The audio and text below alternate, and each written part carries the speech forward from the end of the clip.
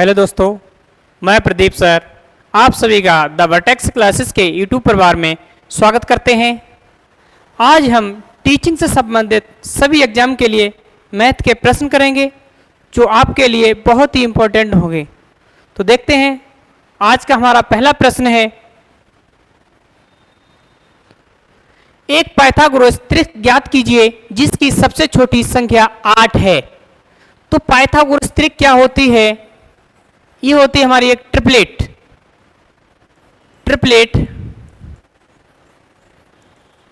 Triplet होती है यानी तीन भुजाओं का वह संबंध जिसकी सबसे बड़ी भुजा का वर्ग अन्य दो छोटी भुजाओं के वर्गों के योग के बराबर होता है। तो हमारी कुछ ट्रिपलेट इस प्रकार हैं, जैसे होता है 3, 4 और 5, 5, 12 और 13, 7, 24 और 25, 8, 15 और 17, 9, 40, 41 इस प्रकार होती हैं।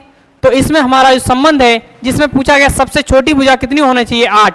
भाई ऑप्शन देखते हैं, अगर इसमें 8, 9, 10 है तो इसका कोई संबंध नहीं हो रहा, हमारे इसमें कोई नहीं है। सबसे छोटी भुजा 8 है, इसके लिए हमारी जो पहली एक ट्रिपलेट है 8, 15 और 17। तो ऑप्शन नंबर हमारा राइट आंसर है ऑप्शन नंबर 4। नेक्स्ट चलते हैं, जेड का मान ज्ञात कीजिए यदि संख्या 417 जेड 8 जो 9 से विभाज्य है। 9 से विभाज्य है यानी विभाज्यता के नियम होता है कि दी हुई संख्या के अंकों का योग यदि 9 से डिविजिबल है तो दी हुई संख्या भी 9 से डिविजिबल होगी। तो देखते हैं संख्या के अंकों का योग, देखते हैं संख्या हमारी ये है, इसके अंकों का योग होगा 4, 1, 5, 5, 7, 12, 12, 8, 20 यानी 20 प्लस जेड, यानी जेड का मान चाहिए और ये संख्या हमारी है 9 से डिविजिबल। तो देखते हैं जेड की जगह कौन सी वैल्यू आ जाए जो 9 से डिविजिबल हो जाए। तो 9 दूना 18, 9 तिया 27 यानी कितने होना चाहिए, 7, यानी 20 प्लस 7 यानी 27 आ जाएगा। तो दी हुई संख्या हमारी 9 से पूर्णतः विभाजित हो जाएगी। तो हमारा जेड का मान कितना निकल के आया है, 7, ऑप्शन नंबर फर्स्ट। नेक्स्ट चलते हैं, प्रश्न है, एक आयत की लंबाई में 60% की वृद्धि करने पर उसकी चौड़ाई में कितने प्रतिशत की कमी करनी होगी जिससे आयत का क्षेत्रफल न बदले। इधर क्या है कि लंबाई की वृद्धि की जाती है और चौड़ाई की कमी की जाती है। तो लंबाई में वृद्धि कितनी की जाती है, अगर मान लिया लंबाई हमारी 100 है, 100 में अगर 60% की वृद्धि की जाएगी तो नई लंबाई हमारी कितनी हो जाएगी, 160। अब ये कह रहे हैं इसमें कितनी कमी की जाए कि क्षेत्रफल कोई भी परिवर्तित न हो। तो कमी करना है तो हमें प्रतिशत कमी निकालना है। तो उसके लिए क्या करना पड़ेगा, यानी 160 में कितना कम किया जाए कि हमारा 100 हो जाए। तो कम कितना करना पड़ेगा, 60, और कम करना किस में पड़ेगा, 160 में इंटू 100। कैलकुलेशन करें, 20 अट्ठे 160, 20 तिया 60, 4 से काट देंगे, 4 दूना 8, 25 चौका 100 यानी आंसर निकल गया 25 तिया 75 बट्टे 2% की कमी की जाए, अर्थात 37.5% की कमी कर दी जाए तो क्षेत्रफल में कोई भी परिवर्तन नहीं होगा। राइट आंसर है ऑप्शन नंबर 3। नेक्स्ट देखते हैं, दो संख्याओं का महत्तम समापवर्तक 6 है तथा लघुत्तम समापवर्तक 432 है। यदि एक संख्या 48 है तो दूसरी संख्या क्या होगी। यानी हमें दे रखा है एचसीएफ दे रखा है 6 है और एलसीएम दे रखा है 432 है, जिसमें एक संख्या यानी पहली संख्या अगर देखी जाए हमारी 48 है तो दूसरी संख्या बताएं। यानी इसमें संख्याओं के बीच एक संबंध होता है कि पहली संख्या इंटू दूसरी संख्या, पहली संख्या इंटू दूसरी संख्या बराबर LCM into HCF, LCM into HCF. ये हमारा दो संख्याओं तथा लासा तथा मासा के बीच संबंध होता है, जिसमें हमें दे रखा पहली संख्या हमारी है 48, दूसरी संख्या हमें निकालनी है, मान लिया x है, एलसीएम हमें दे रखा है 432 और एचसीएफ दे रखा है 6। कैलकुलेशन करेंगे, 6 से काट देंगे, 6 अट्ठे 48 और 8 से ये कट जाएगा, 8 पंजे 40 और 8 चौका 32, यानी x का मान निकल के आ जाएगा 54। हमारा राइट आंसर है ऑप्शन नंबर 2, 54। चलते हैं अगले प्रश्न की ओर। किसी आयताकार खेत का विकर्ण 17 मीटर है तथा परिमाप 46 मीटर है, तो खेत का क्षेत्रफल क्या होगा? यानी खेत की आकृति हमारी किस प्रकार है, यानी आयताकार है, जिसका विकर्ण 17 मीटर दे रखा है। विकर्ण हमारा कितना दे रखा है? 17 मीटर दे रखा है, और इसका परिमाप दे रखा है 46 मीटर। और परिमाप क्या होता है? चारों भुजाओं की माप का योग। तो देखते हैं, अगर इसमें मान लिया हमारी ये भाई किसी भी आयत की आकृति की जो भी होता है उसकी सबसे बड़ी भुजा क्या होती है? विकर्ण होती है। जिसकी अगर सबसे बड़ी भुजा विकर्ण यानी 17 है, तो इसकी अन्य दो भुजाएं क्या होंगी?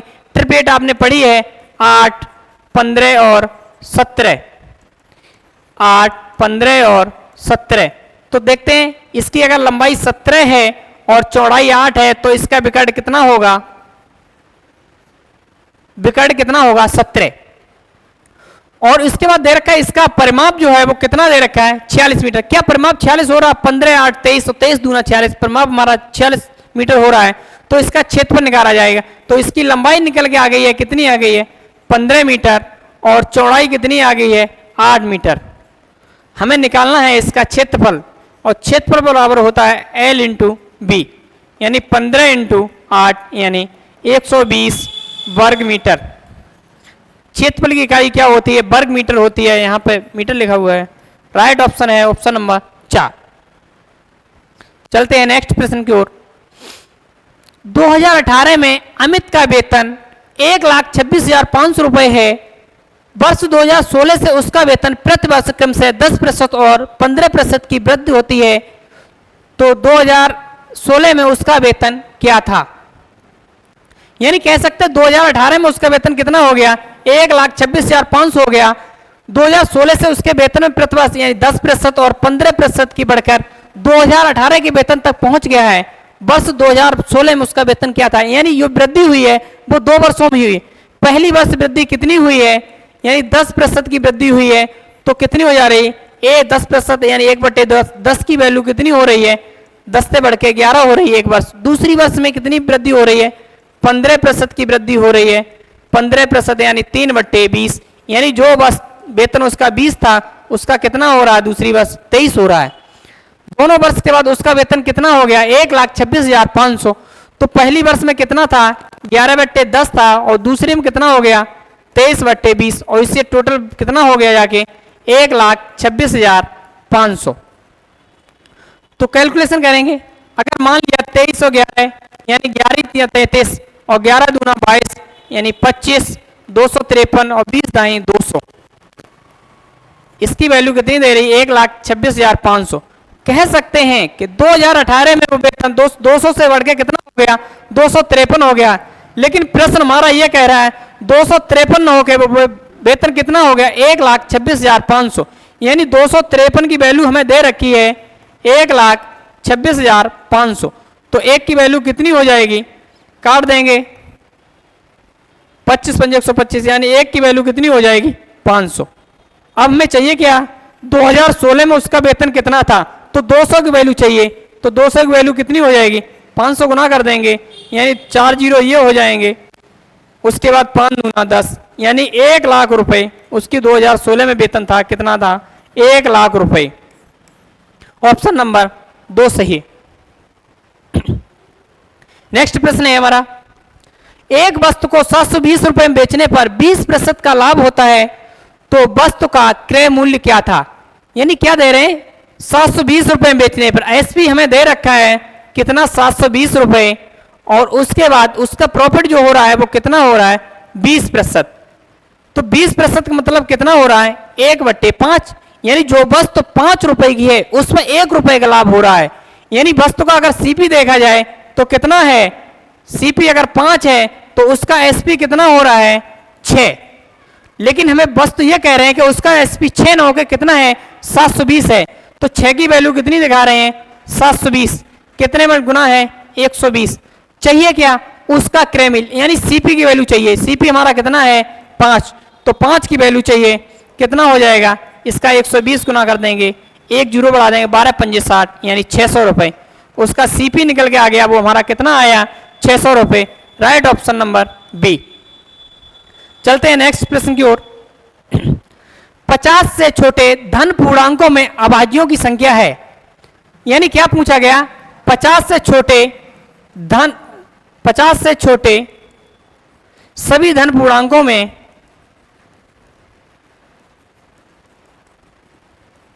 अभाज्य संख्याएं। देखो 50 से छोटे का अगर बात करते हैं अभाज्य संख्या कौन सी होती हैं, वह संख्याएं जिसके मैक्सिमम 2 फैक्टर हों, यानी एक खुद हो और एक हो, यानी जिसके कितने फैक्टर हों, मैक्सिमम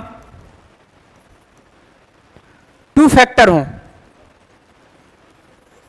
वो हमारी क्या होती है, अभाज्य संख्याएं। लेकिन एक ऐसा नंबर है जो न तो भाज्य है और न ही अभाज्य है। तो सबसे छोटी अगर अभाज्य संख्या की बात करी जाए, सबसे छोटी अभाज्य संख्या, सबसे छोटी अभाज्य संख्या होती है 2। 2 एक ऐसी अभाज्य संख्या है जो अभाज्य होने के साथ साथ सम संख्या भी है। तो 50 से छोटे धन पूर्णांकों अभाज्य संख्या जो होंगी वो हमारी कितनी हो जाएंगी, 15। कौन कौन सी हो जाएंगी देखते हैं एक बार। देखो सबसे छोटी 2 है, 2, 3, 5, 7, 11, 13, 17, 19, 23 और 23 के बाद 29, 31, 37, 41, 43 और 47। ये हमारी 50 से छोटी हैं। अगर 47 के बाद 53 पे जाते हैं तो वो 50 से बड़ी हो जाएगी। हमें चाहिए छोटी, तो कितनी संख्या हो रही, 1, 2, 3, 4, 5, 6, 7, 8, 9, 10, 11, 12, 13, 14, 15। तो 50 से छोटी हमारी कितनी अभाज्य संख्या है, 15 है। हमारा राइट ऑप्शन नंबर बी। देखते हैं नेक्स्ट प्रश्न। 2 संख्याओं में से बड़ी संख्या का दुगना छोटी संख्या के 5 गुने से 3 ज्यादा है तथा बड़ी संख्या के 4 गुने और छोटी संख्या के 3 गुने का योग 71 है। 3 गुने का योग कितना है, 71 है। तो वे संख्याएं क्या हैं। तो इसमें बात करेगी संख्याओं की, और 2 संख्या दे रखी हैं। एक हमारी बड़ी संख्या की बात की गई, दूसरी हमारी छोटी संख्या की बात की गई। तो मान लो हमारे ऑप्शन अगर दे रखे हैं तो इसमें बड़ी संख्या अगर 11 है, छोटी संख्या 9 है, इसको एक इक्वेशन सेटिस्फाई करेंगे। क्या कह रहे हैं, बड़ी संख्या का दुगना। अगर बड़ी संख्या 11 है, इसका दुगना करेंगे कितना हो जाएगा, 22। और छोटी संख्या का 5 गुना, छोटी 9 है, इसका करेंगे 5 गुना, 9 पंजे 45। क्या कह रहे हैं, इससे 3 ज्यादा है, यानी कहीं न कहीं इन संख्याओं का जो डिफरेंस है वो कितना होना चाहिए, 3। लेकिन हमारा 22 और 45 का डिफरेंस कितना दिखा रहे हैं, 23। तो ये हमारा आंसर नहीं है। अगला ऑप्शन देखते हैं, 43 और 8, यानी बड़ी संख्या का दुगुना, बड़ी संख्या का दुगुना करें 43 यानी 86, और इसका 5 गुना, 8 पंजे 40। इसका भी डिफरेंस अगर देखा जाए तो कितना निकल के आ रहा है, 46। हमारा निकल के होना कितना चाहिए, 3।